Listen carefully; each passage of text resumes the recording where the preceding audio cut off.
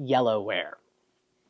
It's one of my favorite things to collect. So mass market Yellowware, which is what these pieces are. The industry of it started in the late 1700s in Staffordshire, England, when the local potters found iron-rich clay. When fired, the iron would have this yellowish tint to it, and Yellowware was born. Now, by the 1820s, production was here in the US in places like Ohio, Pennsylvania, and New Jersey, and almost half of that production was in Ohio. Now, by 1930, it had sadly been replaced by porcelain, ironstone, eventually glass and plastic.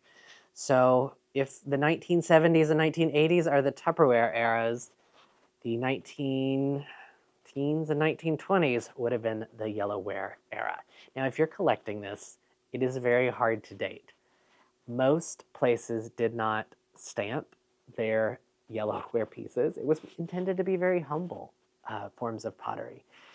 So you sort of really do have to research the, this was not, you wouldn't really consider it an artist mark, but the striping and the shapes of the bowls would indicate where the pieces were made and by what factories. So I'm going to do a bigger series on Yellowware since it is one of the things I collect. And I think it's very important to acknowledge that Yellowware in this mass market form may have come around in the late 1700s, but Yellowware has been made by the indigenous tribes across the world for thousands of years with the exact same principle of iron-rich clay giving this yellow cast.